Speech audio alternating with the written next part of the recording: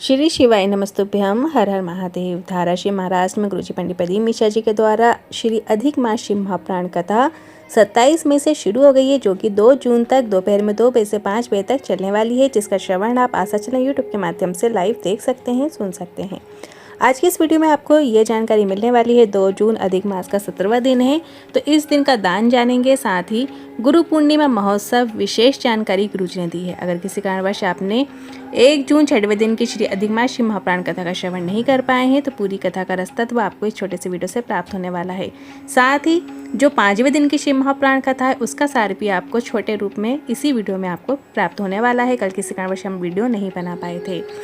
तो बढ़ते हैं आज की कथा की पहली जानकारी की ओर। आज के समय में किसी के अंदर श्रद्धा और सबूरी नहीं है। जल चढ़ाते हैं और तुरंत फल की इच्छा रखते हैं, फल चाहते हैं। पशुपतिनाथ व्रत शुरू करते ही फल की आस करते हैं। 16 सोमवार व्रत का तुरंत असर देखना चाहते हैं। जबकि अगर आम के पेड़ में आम लगे हैं तो उनके पकने का इंतज़ार कीजिए, आपको फल ज़रूर मिलेगा। बढ़ते हैं आज की कथा की दूसरी जानकारी की ओर। गुरुजी ने कहा, अपने घर के द्वार में श्री शिवाय नमस्तुभ्यम का लेबल चिपका दो कि ये घर मेरा नहीं, ये घर शिव जी का घर है। दुख आएगा, कष्ट आएगा तो घर के मुखिया को सामना करना पड़ेगा, जो स्वयं महादेव हैं, जो आपने बना दिया है। बढ़ते हैं अगली तीसरी जानकारी की ओर। पशुपतिनाथ व्रत 5 सोमवार का होता है। 6 दीपक लेकर मंदिर जाया जाता है। प्रसाद घर से बनाकर ले जाया जाता है। प्रसाद के हिस्से भी मंदिर में ही जाकर किए जाते हैं। 3 हिस्से प्रसाद के होते हैं। 5 दीपक मंदिर में प्रज्वलित करते हैं और प्रसाद को 2 हिस्से जो हैं वो वहीं पे छोड़ के आते हैं। एक प्राप्त कर कर अपने घर में लाया जाता है। जो 3 हिस्से आप बनाते हो दोने में, तो 2 हिस्से आपको वहीं रखना होता है और एक दोना आपको अपनी थाली में वापस रखकर घर आना होता है। दिया जो आपने जलाया नहीं है, उसे अपने घर में प्रवेश करने से पहले अपने मुख्य द्वार के पास प्रज्वलित करना होता है। एक हिस्सा प्रसाद का जो आपने लाए हैं, सबसे पहले उसे आपको ग्रहण करना होता है। जिसका व्रत है सिर्फ वही उसे ग्रहण करे। खाना खाने के, भोजन खाने के पहले ही आपको सबसे पहले प्रसाद ग्रहण करना है और फिर भोजन की शुरुआत करना है। 5वें सोमवार में पूरे व्रत की विधि करें और उसके बाद शाम को एक नारियल और उस पर 11-21 या कुछ दक्षिणा, जो भी आप चाहें, जो आपको ठीक लगे, वो आपको अर्पित करना होती है। साथ ही 108 बेलपत्र या 108 तिल के दाने या 108 चावल के दाने या 108 मूंग के दाने, कोई भी सामग्री आप 108 आपको भोलेनाथ की शिवलिंग पे अर्पित करना होती है और व्रत को इस तरीके से पूर्ण करना होता है। घर में आकर 6वां दिया लगाएं और प्रसाद का जो एक भाग है उसे लेकर उसे प्राप्त करके ही व्रत को पूर्ण करें। इस तरीके से पशुपतिनाथ व्रत 5 सोमवार रखे जाते हैं और 5वें सोमवार इसका उद्यापन किया जाता है और एक ही मंदिर में ये व्रत रखे जाते हैं। यदि आप कहीं बाहर जाते हैं, उस समय आप व्रत नहीं कर पा रहे हैं, तो वो व्रत जो है वो आपका काउंट नहीं होगा, उसे गिना नहीं जाएगा।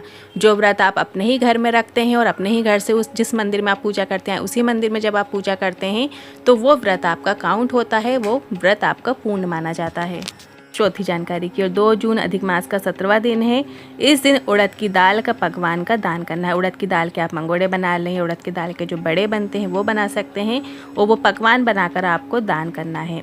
इससे क्या होता है कि शरीर में बल आता है, मन में स्थिरता आती है और जीवन में सुख समृद्धि का संचार होता है। पुण्य से आपके जो रोग हैं, शोक है, इससे भी आपकी रक्षा होती है। बढ़ते हैं अगली 5वीं जानकारी की ओर। अब बढ़ते हैं जो 31 मई को जो गुरुजी ने कथा वाचे थे, उसकी जो विशेष जानकारियां हैं वो इस प्रकार हैं। गुरुजी ने बताए थे कि शिव महापुराण कथा सुनने के 5 फायदे हैं। इतने सारे शिव भक्तों के दर्शन हो जाना। दूसरा, हजारों लोगों के साथ मिलकर श्री शिवाय नमस्तुभ्यम या अन्य मंत्र का जाप कर लेना, जिससे हमारे सभी कार्य पूर्ण होना शुरू हो जाते हैं। तीसरा, इंद्रियों को संयम करना सीख लेते हैं। इसके बाद गुरुजी ने बताया कि कथा सुनकर व्यक्ति घर अकेले नहीं जाता, वो अपने साथ शिव रूपी विश्वास को लेके जाता है। बढ़ते हैं अगली 6वीं जानकारी की ओर। परिवार का क्या मतलब है? परिवार का मतलब केवल साथ में रहना नहीं है। शिव महापुराण की कथा कहती है, जितने परिवार के सदस्य हैं वो अगर एक दूसरे की मदद करते हैं तो वो परिवार है। दुख कष्ट आने पर पूरा परिवार साथ होकर खड़ा हो जाए, वो परिवार है। बढ़ते हैं अगली 7वीं जानकारी की ओर। अपना टेंशन डिप्रेशन किसी को बताने से कम हो जाएगा क्या? अपने घर की बात किसी को बताने से तुम्हारे घर की बेइज्जती हो रही है। अपने घर की बेइज्जती करने से डिप्रेशन कम नहीं होगा। आपका डिप्रेशन अपने परिवार वालों के साथ मुस्कुराकर बात करने से, प्रेम से बात करने से दूर होगा। जो हो गया उसको सोच सोचकर जीवन में दुख लाने से अच्छा है वर्तमान में खुश रहकर अपना भविष्य अच्छा करना चाहिए। बढ़ते हैं अगली 8वीं जानकारी की ओर। 13 जून को ऑनलाइन पूजन अभिषेक करवाएंगे और आप देखेंगे कोई भी ऐसी सामग्री नहीं है जिसमें धन खर्चा हो। अधिकतर सामग्री आपके घर में ही आपको मिल जाएगी, कुछ आपके घर के आसपास मिल जाएंगी। अब हम आपको गुरुजी के बताए अनुसार पूजन सामग्री की लिस्ट बता रहे हैं जो आपकी स्क्रीन पे भी दिख रही है।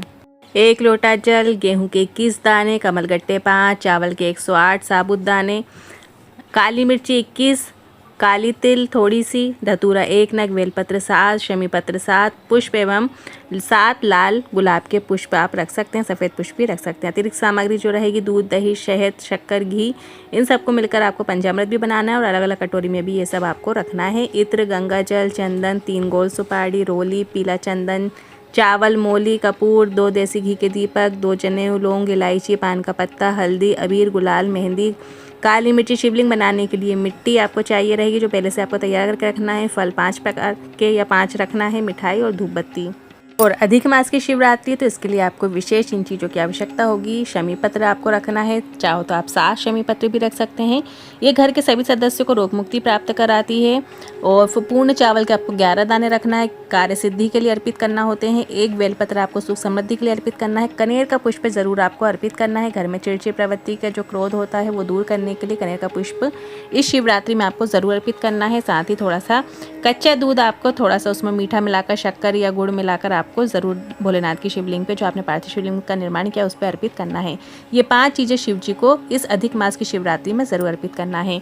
आज के इन उपाय से जुड़े मन में कोई सवाल या क्वेश्चन है तो कमेंट के जरिए पूछ सकते हैं। वीडियो थोड़ा भी उपयोगी लगा हो तो वीडियो को लाइक करके कमेंट बॉक्स में हर हर महादेव ज़रूर टाइप कीजिएगा।